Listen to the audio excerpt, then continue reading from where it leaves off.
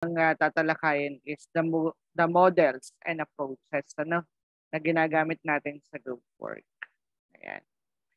So apat po yung models and approaches. So ito yung nasa libro ni Telmali.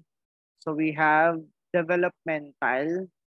Meron din tayong interactionist approach, and the remedial, and panghuli po yung crisis intervention model. Ayan. So napasadahan na rin naman natin doon sa casework yung crisis intervention. Pero may ilan na lang siguro tayo mga idadagdag na. Okay. So okay naman yung audio, naririnig? Naririnig naman po. Yes po, sir. Okay. So let's start na sa models and approaches. Ayan. So unahin natin yung kay Emmanuel Trops, yung developmental approach. So sinasabi dito, it is traces the roots to Grayscale's writing, underscore collective, self-help as the theme of group work emanating from settlement houses. So the group self-direction toward the common goal is the most effective vehicle for the social growth of its member. So dito sa developmental, so the main purpose kung bakit bubuin yung grupo is para magkaroon ng self-direction yung bawat isa. And para magkaroon ng development. So doon sa mga bahagi ng grupo. Ayan. O magiging members of the group. Ayan. So mainly, the purpose is para merong ma-develop sa kanilang sarili. It could be yung kanilang capacity as a person. Ayan. So later, magbigay tayo ng clear example about dito sa developmental. So people are not seen as being sick or healthy, but on scale ranging from functional to dysfunctional to functional, continually able to move up. This in lifelong development process of self-realization. So ginagagamit natin yung developmental dahil usually wala naman tayo nakikita talagang problema. So kumbaga, this is only used for self-enhancement, magkaroon ng self-realization yung magiging bahagi ng isang grupo. So, tapping the vast unused potential that resides within all people, and which is generally used only fractionally in the spheres of physical, intellectual, aesthetic, and interpersonal development. So, mainly, isa din sa purpose is para mailabas yung potential ng isang tao. So that's why tinatawag niya siyang developmental. So there are two main features, so more on recognition of the human being as the main resource to be utilized, and interpersonal relationships, or what we call the social role performance. Okay, so meron tayong tatlong major themes So dito sa developmental, so tinatawag nga siyang yung major themes nga is humanistic, phenomenological, at yung pangatlo is developmental. So ito yung major themes or major characteristics to describe the developmental approach. So unahin natin yung humanistic. So when we say humanistic, so usually sinasagot niyo yung tanong na, what are the workers' functions and relations with the group? So more on the worker functions and paano yung relasyon niya doon sa members of the group.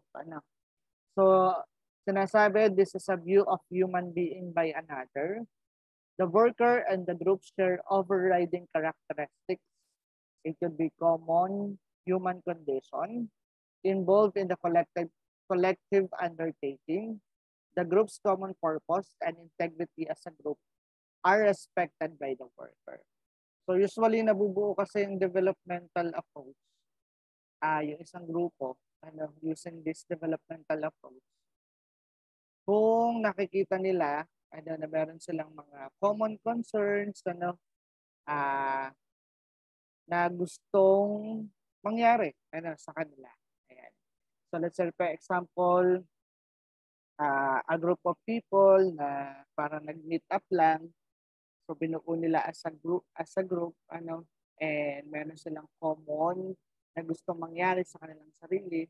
So more on self-enhancement para ma-enhance yung kanilang mga sarili. Ayan. So let's say for example, halimbawa, nakikita nila doon sa member of the groups na kulang pa sila doon sa mga, let's say for example, mga skills, ano. So, ang pwede nilang gawin sa pag-isipan, so how will they improve, ano, yung mga skills nila. Okay? So, the worker respects the member-to-member helping phenomenon as key principle of their growth, not dependent on the worker. The role is being an enabler. So, nandun yung helping phenomenon na nag-exist within the member. So, kumbaga, magtutulungan sila sa isa't isa. So, hindi sila ganoon ka-dependent with the worker. So, ang role lang ni worker dito is being an enabler.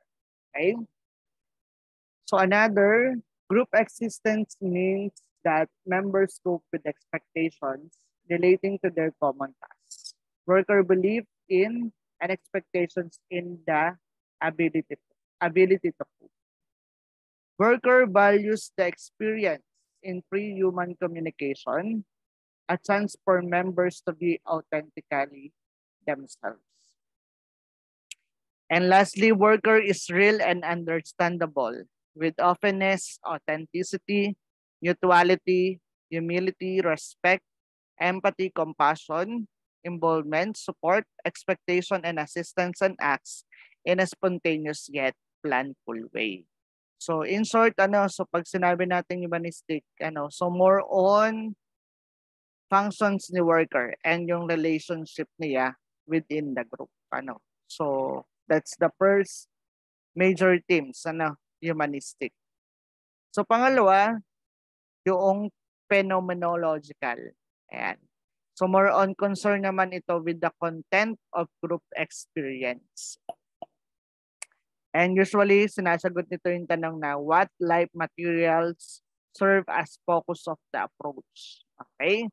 And when we say phenomenon, so nakapokus tayo on what is happening currently. So ano yung nangyayari currently? So sa kasalukuyan. So in life situation, in or outside the group, or in both. And this is more on reality-oriented. Okay? And lastly, developmental. So sinasagot naman nito yung what does the approach seek to accomplish with people in the group. Okay. So tinitingnan niya natin dito, we see people as being continually able to move forward in a lifelong process of self-realization or fulfillment of potential in social functioning. Okay, so more on self-realization, mahasa yung kanyang fullest potential as a person. And concern with the functionality rather than pathology, with self-actualization rather than treatment or cure. Okay? So, commonly, sa developmental nga, wala naman tayong nakikitang problema. So, what we want is magkaroon ng self-enhancement, yung members of the group. Rather than seeing people as problems, it sees them as people, all of whom face difficult developmental stages, life situations, challenges, stresses, and crises with which they must cope. And is more concerned with building strengths rather than analyzing weaknesses. So kung titingnan natin sa developmental approaches, more on positive yung atake niya sa pagbuo ng grupo. So more on building strength rather than pag-analyze ng mga weaknesses. Okay? So let's see ulit ano ba yung mga other characteristics pa? Ayan. or other basic characteristics ng developmental approach. This is based on the proposition that people attain enhancement of their social functioning most effectively through specific kinds of group experience. So with different different or specific kinds of group experience, so doon daw na-attain ng isang tao yung pagkakaroon ng social functioning. And usually, ito yung tatlo, the three most common functional modes. So meron tayong tinatawag na counseling, activity, and action group. So when we say counseling, so more on nagkakaroon dito ng discussion on the common life situations and concerns. So inilalabas noong ng participants o members of the group with the worker or sa kapwa niya member yung common life situations and concerns. And from that magkakaroon ng yung tinatawag nating helping phenomenon so tinutulungan nila yung isa't isa. And then activity group so dito naman ang focus natin ay yung common interest. So ano ba yung common interest ng bawat isa? And then action group, some improvement in its social environment. So ang action group naman, ikaw yung may gustong mabago, particular doon sa environment na kanilang ginagalawan. Okay? So let's say for example, a group of mother na, ito yung sinampol ko na nakaraan, a group of mother na nasa ospital, nakakonfine yung kanilang mga anak, and then somehow nakita nila na parang hindi maganda yung pamamalakad ng ospital. So they decided to form a group para mabago yung mga pamamalakad na ginagawa sa ospital. Okay? So yun yung tinatawag nating action group. Okay?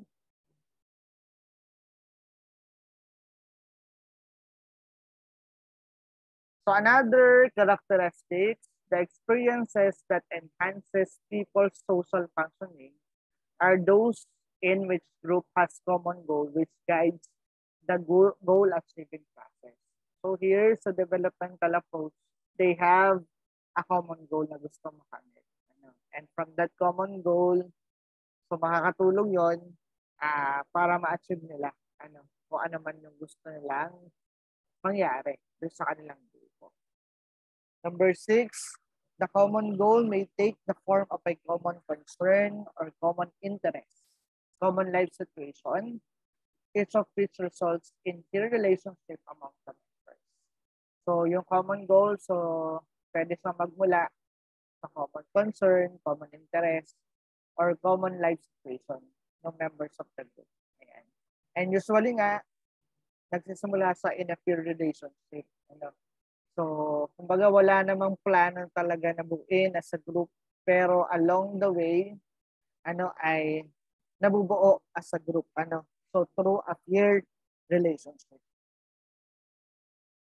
So, number 7, in order for the members to have maximum opportunity to achieve individual gains, the effectiveness of the group goal achieving process should be the primary target for both members and the leaders. The roles assumed by different members, the degree of participation that is elicited, the way deliberation, decision-making, and action are undertaken are all important. So not only focusing on the individual gains, and kumbaga from that individual gains, ay lahat ay lahat ng kung ano yung gustong mangyari ng individual sa kanyang sarili. So, damay-damay na sa buong grupo. Pag sinabi natin developmental. So, in this process, so meron tayong tinatawag na deliberation and decision. So, Pag sinabi natin deliberation and decision, this is the process of obtaining proposal from the group by asking for and presenting alternative choices and stimulating thinking to reach a decision, encourages free expression and interaction. So when we say deliberation and decision, parang nagkakaroon ng brainstorming within the group. So nagkakaroon ng sharing of ideas, where everybody are free to talk. So ayan. And then from that deliberation and decision, so magkakaroon tayo ng action. So dito na yung parang finalization about doon sa inyo na pag-agrihan. So when we say action, having decided what to do, the group is now faced with the problem of how to do it and how to go about doing it. So more on, nakapokus na on the process. So paano tutugunan, paano gagawin, ayan, etc. Okay? So that's action. So another characteristic, so within the context of group goal achieving process, the members achieve differential individual gains in social growth and contribute to other members' gains. Ayan. So like na rin ang sinabi natin kanina, so hindi lamang individual gains yung nakukuha. So they also contribute to the other members' gains. So as sinasabi, we have basic purposive processes which common goal groups go through. So ito yung basic processes. So una, nagkakaroon muna daw ng release of feelings. Nandiyan yung anger, guilt, fear, and affection tend to block effective social task performance if not openly expressed and unburdened. So, very important sa developmental, so nandun yung talagang sharing. Sharing of feelings or the release of feelings. So, kapag hindi nagawa yon, so magiging kumbaga magkakaroon ng gap. Hindi malalaman kung ano ba yung ating common goal, common concern. Ayan. And then letter B, support. So more on acceptance and affection through belongingness and recognition of self-expression. So once they release their feelings, so siyempre makakakuha din nila ng support from the members of the group. Okay? And from that, nandiyan naman yung reality orientation. So kumbaga, nakikita mo, yung sitwasyon pala niya ay parang sitwasyon ko din. So by seeing other in similar situation. So parang nailalagay mo na rin yung sarili mo dun sa sitwasyon ng ibang tao o ng iyong kamiyembro dun sa grupo. And lastly, so nagkakaroon na tayo ng self-appraisal. So attaining from all the foregoing a clearer perspective on oneself and others.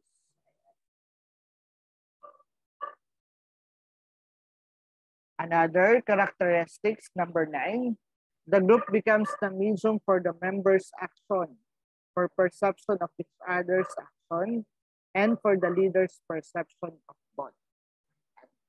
Number 10, all of this process is carried out on the basis of open agreements, openly arrived and openly pursued, resulting in a mutuality of understanding and effort between member and leader. So, yung proseso dito sa developmental, so lahat ay pinag-aagrihan, pinag-uusapan. So, hindi pwedeng basta-basta lang. Okay? And then the group is essentially self-directing within varying limits, and each member is self-directing in relation to what he wants to give to and get from the group. Okay, so more on self-directing. So ang pinakang role nga lang dito ng worker is more on acting as an enabler. So ano ba yung proseso na sinusunod natin or the methodological principles using this developmental approach?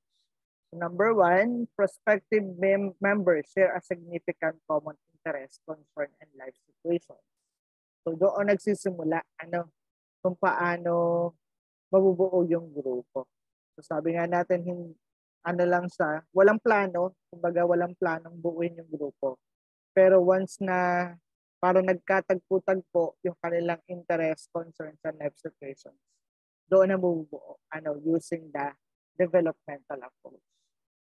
So when the group is formed, the worker comes to some agreement with the members about its, ano ba yung magiging purpose, bakit ba nila bubuuin yung grupo, and then what, ano ba yung magiging function, and then how, paano ba ang magiging structure ng grupo. Okay, so regardless of its purpose, function, and structure, the developmental group will go through the beginning stage, the middle stage, and the ending stage. So nakaangkla pa rin po yan, yung stages na yan, dun sa ating generic social work helping process. So nandun pa rin yung assessment, planning, implementation, evaluation, down to termination. So sa pagbuo,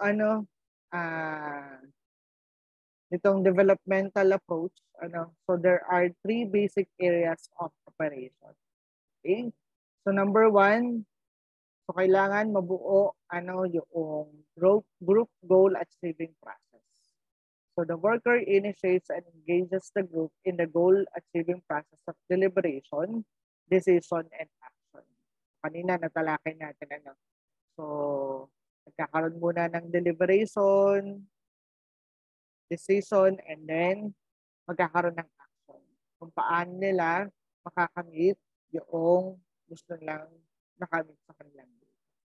Okay? So number 2, interpersonal relations. So very important ito on the developmental approach. Kasi nga sabi natin, usually nagsisimula ang developmental approach within a peer relationship or a peer group. So in the group members' engagement with each other as they pursue their common goal, they are involved in 2 forms of behavior. Yan. So usually daw, lumalabas itong 2 uri ng behavior as they engage with each other. So number 1, yung tinatawag natin instrumental behavior. So directed toward common goal efforts. These are observable behavior and this is basis for evaluating performance. So ang mga halimbawa ng instrumental behavior, since ito ay sinasabing basis for evaluating performance, so pwedeng nandyan yung halimbawa, yung pagsuporta mo doon sa kasamahan mo sa grupo, yung pagtanggap or accepting others, or pwede rin namang kabaligtaran, ino-oppose mo yung kagrupo mo. Ayan. So more on opposing. So more on, ito ay ma-observe natin doon sa isang tao. Okay? Observable behavior. So pag sinabi naman natin expressive, this is unintended and emotional in nature. And usually this manifests in performing instrumental behavior. So for example, kanina an example natin sa instrumental behavior is nandiyan yung pag-support, pag-accept. So siyempre, once you support and accept yung isang tao, ano yung pwede niyang maramdaman? So pwedeng magustuhan ka niya, pwedeng magkaroon ka ng positibo na pagtugon doon sa pinakitang instrumental behavior sa'yo. So pwedeng, yun nga, nandun yung likeness mo doon sa tao. another. So kung nandun naman yung pag-oppose mo, so maaring ang maging expressive behavior mo from that opposement, ay nandun yung dislike, yung hindi mo pagkagusto dun sa isang tao. Okay? So usually, itong dalawang behavior na ito ay magkaugnay. So, pamamanifest lang ang expressive behavior in response to the instrumental behavior. Okay? So, another example pa. So, sabi nga ito ay unintended and emotional. So, pwedeng pumasok dyan yung fear, guilt, ayan, pleasure, ayan. So, that's the difference between the instrumental and expressive. Okay. So number 3, individual self-actualization. Okay, so assessment of behavior. So dito naman nagkakaroon ng assessment of behavior. Do not call for any special intervention and problematic behavior. So ina-assess natin within the group, so sino ba dito yung merong mga problematic behavior. And after we assess, nandiyan yung perceiving and evaluating individual behavior. The worker can proceed to use either indirect or direct helping process during the group session.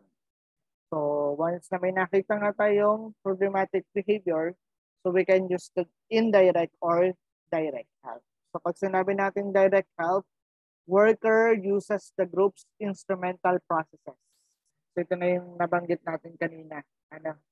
So yung instrumental behavior, by asking the group recognize the worth of an individual contribution, asking the group to use agreed limits with a member, or could be asking the group to reflect back on how a member involved in the goal achieving process, and asking the group to look at individual behavior that facilitates or blocks a process. So kumbaga sa indirect help, so nandun yung pagtugon ni worker, so para ma-resolve yung problematic behavior.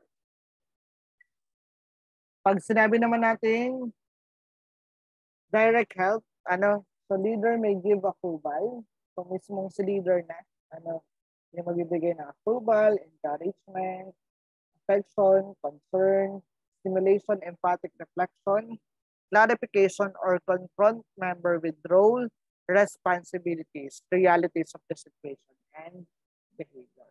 And kung hindi magiging okay si direct and indirect help, we can use the outside contacts. So more on referral na ng member to another professional person.